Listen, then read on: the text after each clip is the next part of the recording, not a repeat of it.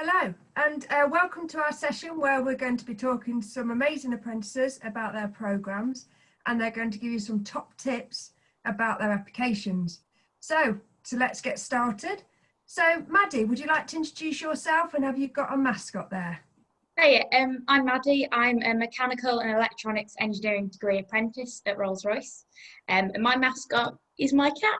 Oh, She's lovely. cute and fluffy. What's the name? No. She looks quite cross right now though, so I might put her down. Yes, might be a good idea. Thanks, Maddie. I know. Georgia, would you like to introduce yourself and what's your mascot? Yeah, I'm Georgia Creasy. I'm a finance apprentice at Rolls-Royce, and this toy jaguar is my mascot. Oh, excellent. Where did you get that from? My boyfriend sponsored a jaguar as a present. Lovely. Very nice. So you get updates? Yeah. Brilliant. Anusa, would you like to introduce yourself, please? Yeah, so I'm Anna Cichuanga and I'm a project management degree apprentice. So I've only just got my tennis racket, so I'm into fitness and playing tennis, and I've played it since I was 8. Oh, wow. And are you very good at it then? So I used to compete until about 5 years ago. So, all right. Excellent. And Freya, can you introduce yourself, please? Hi, so I'm Freya. I'm a second year apprentice. I do non-destructive testing. I'm currently placed at Hucknall, but I'm based in Derby. Oh yeah, and my mascot is my pencil case, because I like to stay nice and organised. That looks a very good pencil case, that does. It looks like it's got lots of highlighters in there. Excellent. So yeah, I've got highlighters, calculator and pens. Brilliant. James, would you like to introduce yourself? Yep, I'm James Barnett. I'm an NDE engineer, degree apprentice, currently in submarines. My mascot will be my notebook, because I can hardly ever remember anything that is said to me, so I need to write it down. Excellent. Always good to have, isn't it? And Amelia, last but not least. Hi, so my name is Amelia Ellis, and I'm in my 3rd year of the engineering degree apprenticeship, and I'm currently working within a stress team on the Trent XWB.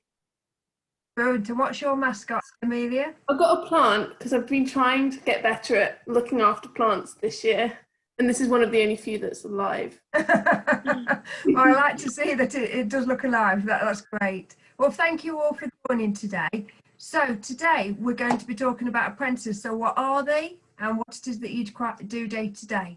So who wants to kick off about their apprenticeships? They all sound really exciting. Yeah, so I don't mind starting. So as I mentioned earlier, I'm a non-destructive testing degree apprentice. So day to day, you can be working in the lab or on the shop floor. And at the minute I'm in X-ray, so I'm undertaking doing shots on different parts. So essentially you set up a part, you expose it to X radiation with an image behind it, then you'll scan through the image, process the image, and then you'll view it on the screen. So essentially I'm looking for defects, but you can be in many of the different techniques that there are available at Rolls-Royce. So yeah. Excellent. Do you want to nominate the next person together then, Freya? Yeah, so I'll nominate my fellow colleague James, so he can tell you about his NDT experience. Yeah. So I'm also a non-destructive test engineer apprentice.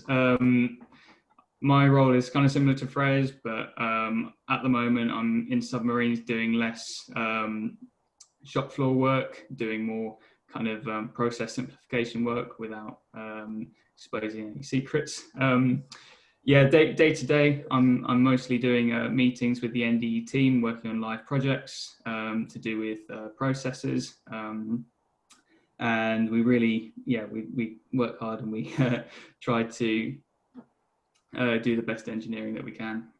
Excellent. That sounds really interesting, and especially that you're on submarines as well. Brilliant. Want to nominate the next person, James? Yeah, I'll nominate Amelia. Thanks. So mine's slightly different art. So in my course, we go to university 1 day a week where I'm studying a degree in mechanical engineering.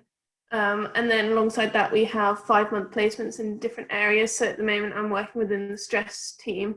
So I'm looking at the front bearing housing, which is just behind like the fan blade, and looking at whether when the fan blade breaks, what happens to the parts kind of behind that.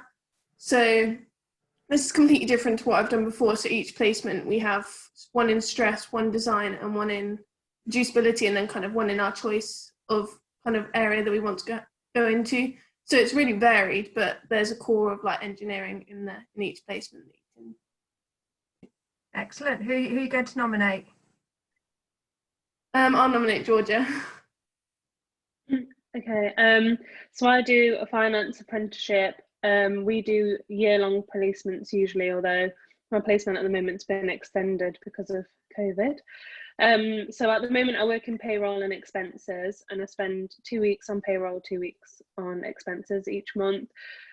And alongside working in those two areas, I study AAT and CIMA, which are accounting qualifications. We just do it like module at a time, and we get days off for when we have college days. That's it, really. Excellent. Well, that sounds very busy. I'll nominate Anasu.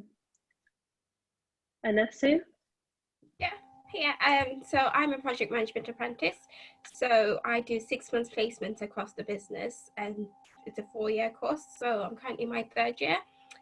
So I'm currently working in the Trent XWB services. So that's working on different projects, whether that's a modification to the engine or talking to customers, different stuff like that. So yeah, you get a really varied experience across the business around the different projects that we have, new projects, and yeah, ongoing ones. Yeah.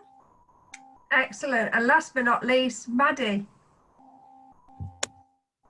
Hi, yes. So on my course, I do 4-month placements around business whilst attending university 1 day a week, studying mechanical and electronic engineering.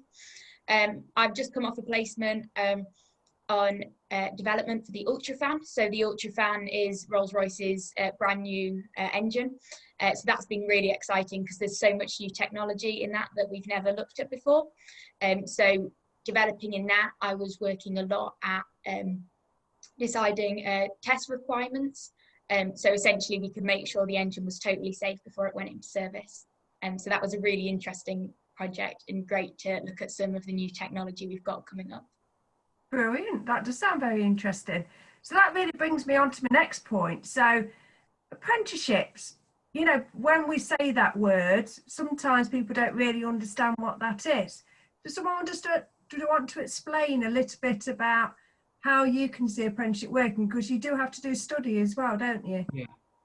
Yeah. I mean, the apprenticeship really has kind of changed a lot based on a lot of people's perceptions. I guess a lot of people really think that apprenticeships are for people who just leave school.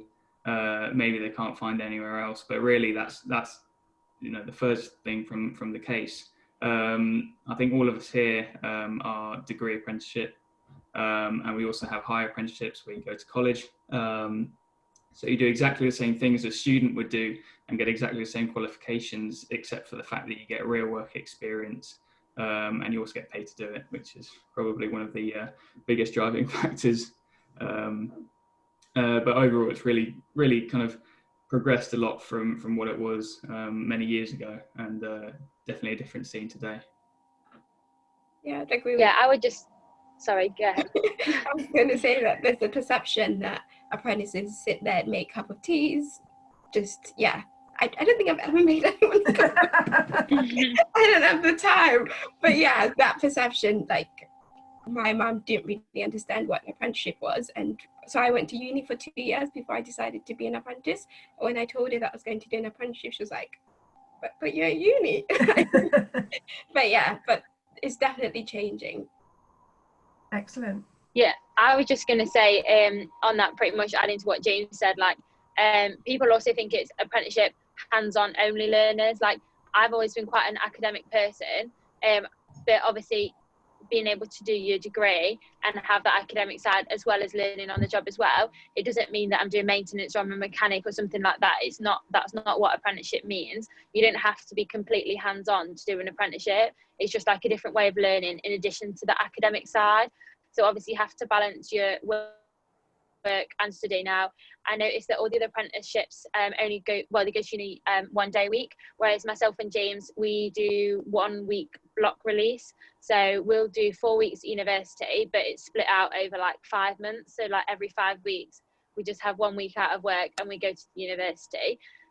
That's where we'll study, and then we have the exams just like normal in the summer, just like any university student would. But obviously we get paid as well, and it's less disruptive to our work as well, because we have a week out rather than like 1 day a week. So that, I think that's a good way to do it, or I found that anyway. Yeah, anybody else want to? Yeah. And it depends on what it is you're doing. A lot of different courses, the 1 day a week might be better suited. For us, the block release is much better suited, especially with the rotations around the business. But it really, and I think the apprenticeship scheme does fit into a lot of people's different learning styles, especially when it comes to doing work at some points and then studying at other points. It does fit in, and it blends into that kind of job role really well. Excellent.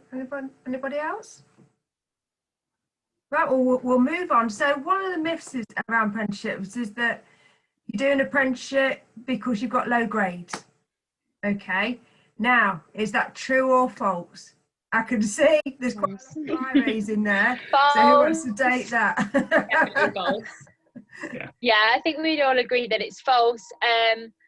I obviously didn't know what grades I was going to get at the time of applying for things, because you haven't sat the exam, so you don't know what grades you're actually going to end up with. But I didn't even apply to university. I was adamant I wasn't going. I think I was the only student in my sixth form who didn't apply, because they just go, well, UCAS is only like £20 membership or whatever it is, you may as well just do it. And I'm like, well, I'm not going. So, there's no point in me applying because I'm not going to go. And, the grades to get in are just as, just as much what you need to get for university. In a lot of cases, you're looking at the courses, comparing them to apprenticeships. They are slightly more accessible in that you can do BTECs as well as A-levels, which universities have only just started to accept and recognise. But generally, you need the same level of understanding as what you do at university, because you're still doing the degree, you're just working as well. Excellent. Anybody else want to add anything?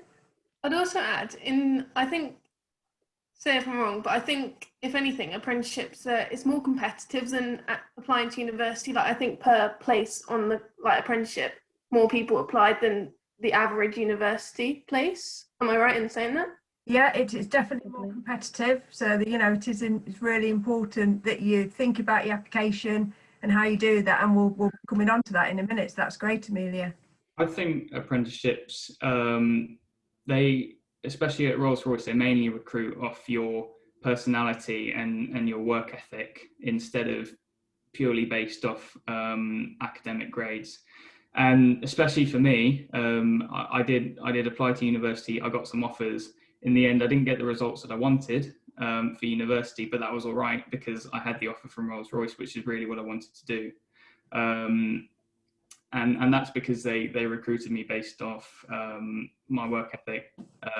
Any kind of side project that I was doing, I did stuff that interested me on the side that wasn't in the usual scope of being a student. So it's definitely a different way of recruiting that I think works for a lot of people. I think a big reason behind that is when universities are recruiting you, all they're looking for is your academic achievements and how you will do at the course. Whereas with Rolls-Royce, they're a lot more interested about what you're like as a person, what you'll be like as a worker, and that alongside your academic stuff. So it means sometimes the grade requirements are a bit lower, but it's because the recruitment process is so thorough, looking at different aspects of your life, that's not the most important thing. It is still important, don't get me wrong, but it's not the only thing they're looking for. I think you're right there, Maddie, isn't it? Because at the end of the day, yes, you need the grades, the entry requirements to get in, but it's about those values and behaviours, isn't it? Definitely. Yeah. So let's move on then. So if you was going to be talking to someone who was thinking about applying to Rolls-Royce, what would be your top tips? Just go for it. Sorry. Yeah. I mean, honestly, the worst possible outcome is just that you say no. And even if that happens, you've still gone through the process of applying, and that shows you've applied yourself to do it. It shows that you've gone through the effort of saying that I think I'm right for this, of coming up with examples of what you've done and really thinking about that. So there's really nothing holding you back. Excellent, James. I think one thing. Sorry. No, you go, Freya. Sorry. I was just going to say, consider the end result. So it's really, really easy, especially when you're in sixth form and not earning, if you don't have a part-time job, to just go, let's have a look at all engineering apprenticeships. Let's have a look at the salaries. Right, there we go. I'll pick that one because I earn £20,000 instead of 13. But what you really need to consider is the end result. So on the whole, if you have a look at salaries, which I've done many times, because it is an important factor when you're looking at career progression, you'll find that a company such as Rolls-Royce does pay for the exact same role a lot more, and we have more competitive benefits than what other companies have. So even though you may get paid, £5,000 more in your first year at another company, we have annual progressive salaries as well. And then when you actually qualify, you find you've got a massive jump up. And as far as the career progression and promotion opportunities are much better within a company such as ourselves than other apprenticeship providers, or that's what I found anyway. So I'd say have a look at around, but think about long term, not just short term, because that extra £5,000 won't really mean much over the span of a 30-40 plus year career. Yeah. I think the thing I'd say is have a think about why you want to apply, and do your research. So if you're interested in applying to the civil aerospace part of the Rolls-Royce business, go away and watch some videos on YouTube of people going around aerospace factories, or watch episodes of Air Crash Investigation, or just little things like that. Really think about it. One of the most common issues Rolls-Royce get at interviews is people turn up and say, "Hi, I want to work for Rolls-Royce because I like cars."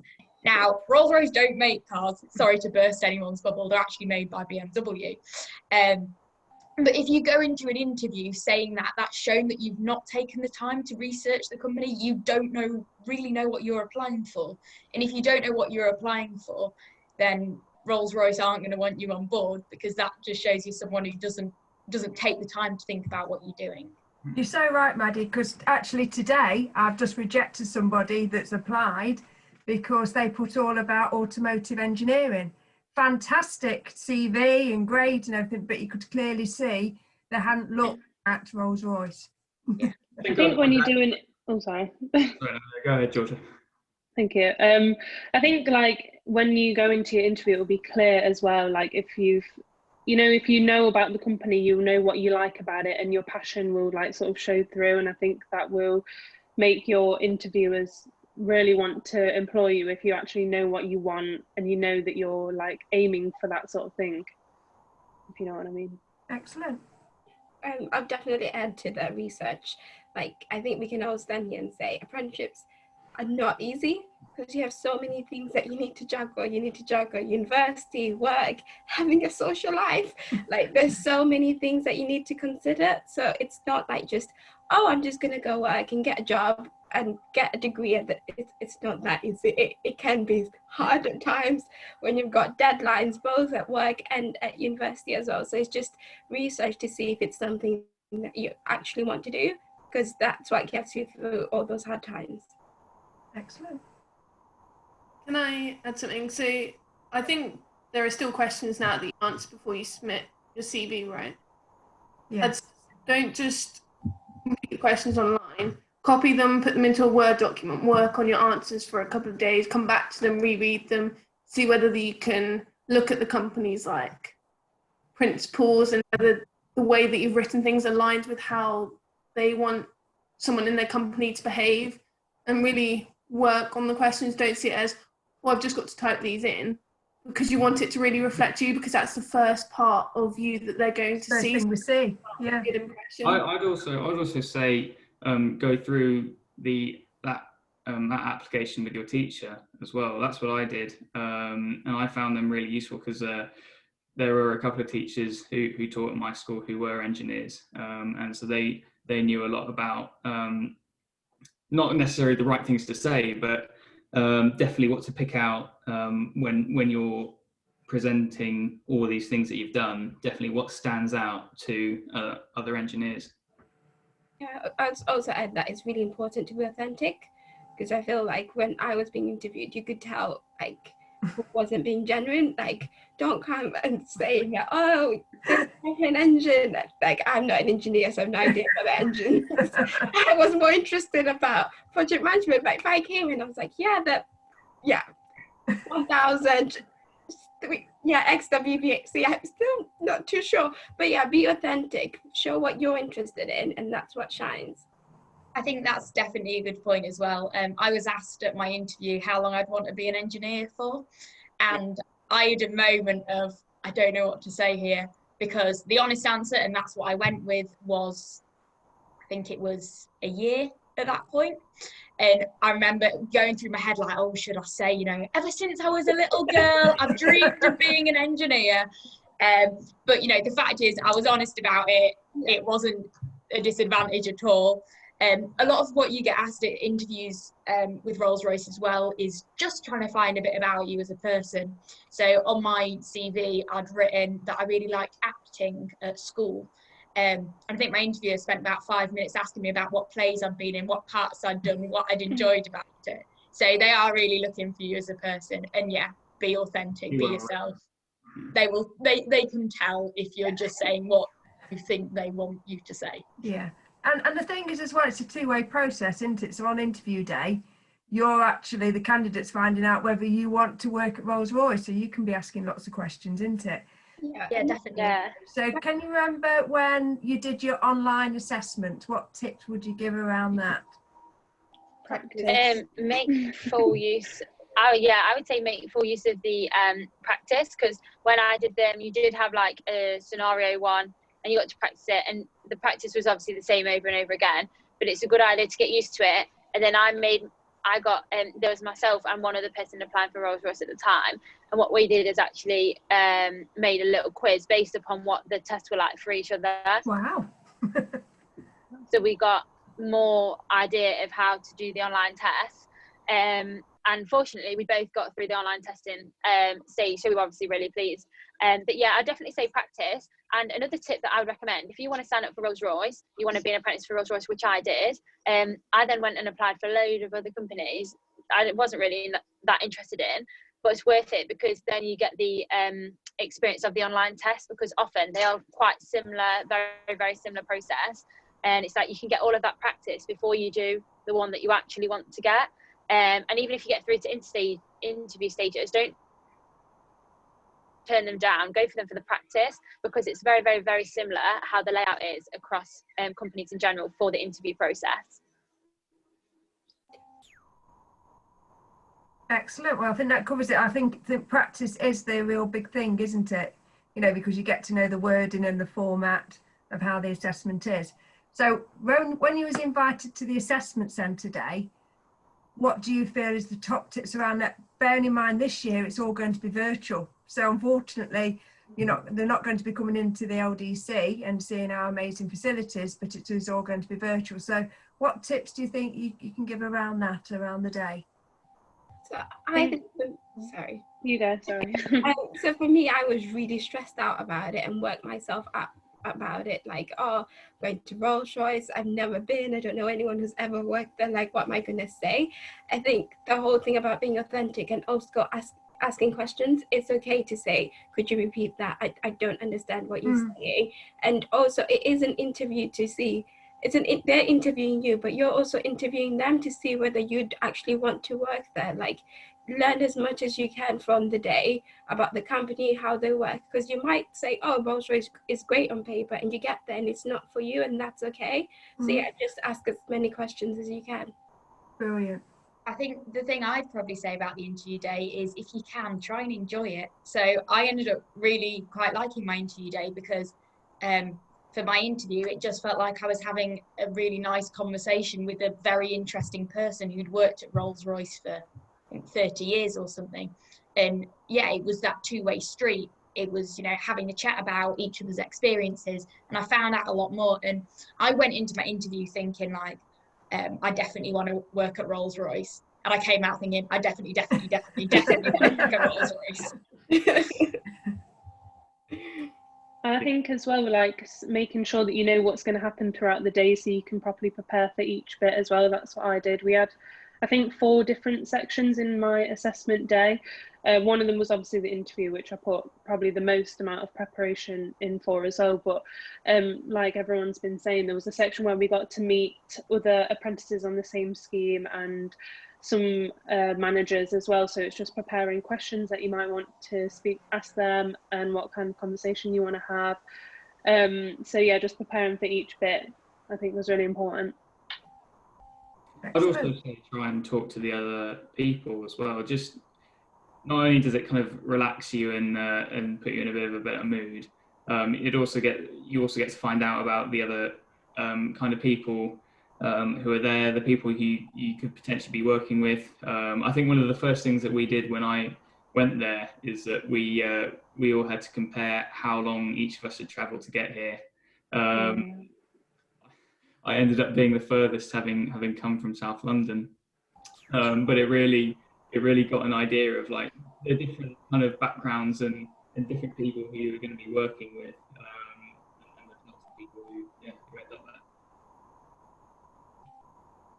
Amelia, anything to add?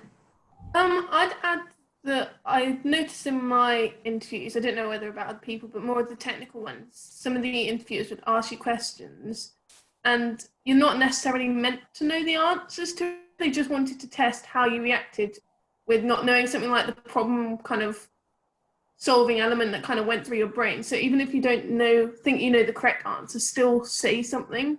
Because I don't know that in my head. And as soon as I kind of started being like, oh, well, I don't know what it is, but he was like, the person who I remember them saying, I like the fact that you continued. You didn't just say, I don't know what to do. Continue with kind of that thought process and kind of elaborate, even if you might not know the right answer. You still kind of showed that you wanted to have a go at it instead of just giving up at the first kind of hurdle as such. Excellent. Well, there's been some really good tips there, and that's throughout the whole of the recruitment process, really. So about doing the application form, and also about doing your online assessments, and then also onto the assessment centre day. So let's just finish off with then. So you've gone through the assessment centre day, you've been successful. What is that pinch me moment when you thought, wow, I'm working at Rolls-Royce, something that you think, I can't believe I'm doing this? Definitely getting the call. Getting the call? Yeah, I got the call from Anne. I think whilst I was in the middle of the class and of a session, and the teacher did let me go out because she knew who it was, and yeah, just the best moment saying, yeah, I got it. And yeah, I would agree with James for sure. Definitely the call. Like, it was 2 days after the assessment centre, so I was really fortunate to hear back that soon. And in all honesty, I thought it was going to be a no, because he said wait 2 to 3 weeks before we make a decision. And I just thought, if it's early, it's not going to be good news, because they'll be like, still thinking about the other people and whatnot. And I was washing my car at the time, and Anne Candelera rang me, and she was like, you've got it. And honestly, it was like just the best feeling to like tell my sixth form about it, because obviously they were like, Freya, this is what you wanted the apprenticeship. To tell my parents, like, they were really, really chuffed as well, because they knew that I didn't want to go to university or just work. They knew that I wanted to get this apprenticeship. So that was definitely like the epiphany moment, like, wow, I'm going to go and work for Rolls-Royce now. And I'd definitely say, just to add a little side note, nothing really to do with the epiphany moment, but have a look at our Rolls-Royce careers page as well, because you can ask us questions directly that we will personally answer, which is really handy if you did want to get in contact with an apprentice. We've also got a couple of really cool challenges on there, so to get yourself out there, that's definitely like just a little bit of fun to do on the side as well. Excellent. Thanks, Freya. I think for me, I got the call and I was like, oh, okay. And then it actually came to turning up to Rolls-Royce. So I turned up at the LDC and there's a massive Rolls-Royce logo there. So yeah, if you do get the job, take a picture, because I on the first day, I looked like such a kid. I was so excited, just like, yeah, and it's such a nice memory because, yeah, I went with my mom and we took a picture. Oh, lovely. What about you, Maddie? Has there been a time that where you've thought, wow, I can't believe I'm working at Rolls-Royce? I think it was the first day, and I got out my car, and at this point I think I'd passed my driving test about 4 months before, so I was still a relatively new driver, and it was like one of the first times I'd driven somewhere I didn't know. And I got out my car, I locked my car, I looked up and I saw Rolls-Royce and I was like, wow, I'm an adult now. And it was just this moment of, it was really exciting but really terrifying all at the same time. And then I went in and straight away there were a couple of guys there who I'd met on my interview day, and I just went and sat with them and we were chatting, and within 2 minutes I went from this feeling of, oh my gosh, what am I doing here, to feeling like, yeah, this is me, this is what I'm doing now, I can do this. Brilliant. Amelia? I'd say like sharing the news, like I got the job with like friends and family, because they obviously saw how hard, like what goes on behind that not necessarily everyone else would have seen, and they kind of were so happy for me. And at the time I was so like, I don't think it's happened, and it was till you actually like started, like Maddie said, you don't realise kind of, because you're so busy with A-levels, I was at that time, it was kind of like, oh, I've got that, and then just kind of keep on going with everything else. It was like mock time when I found out, because it was like 2 days before Christmas that I found out, I think. It's like kind of, I didn't forget about it, it was there, but I didn't, till you actually started, it didn't kick in for me either. So, and it was just, quite a lot of my friends went to university, so it was quite a different experience when I started, and sharing my experiences with them, it was just like, oh, I'm glad I've done this kind of thing. One other thing I forgot to say is that I got my own little news piece on my school's website. Oh, did you? Hey, there we go, you made it. They got even the people who went to Oxbridge, they didn't get mentioned by name, but yeah, no, I got a photo and a little story about me. And have you kept it, James? I've saved the article, yeah. Brilliant. That's good. So he's got it framed, really, Stella. He's got it framed. Should have hung it up. Does he carry it around with him, Freya, all the time? Yeah, I've seen him. He gets it out every new placement. Look. Yeah, put it on my desk. The first thing I point to you. There you go. And finally, Georgia. I feel like I didn't have that moment until I actually came in and I got given my laptop and the polo shirt and got to meet everybody as well. Like, it didn't really hit me, and like Amelia said, when I first found out, it was dependent on my grades and stuff, so I was still really focused on studying and making sure that I got the grades. I also actually thought that I was going to work somewhere else, and I changed my mind at the last minute. Wow. It wasn't until like results day when I decided I was going to work at Rolls-Royce. So yeah, it didn't really hit me till I actually came here. Excellent. Well, thank you so much for everyone being really open and honest and talking about your stories, and also giving lots of top tips. So I hope that's been really useful for everyone that's been listening. So I just want to say thank you very much and goodbye.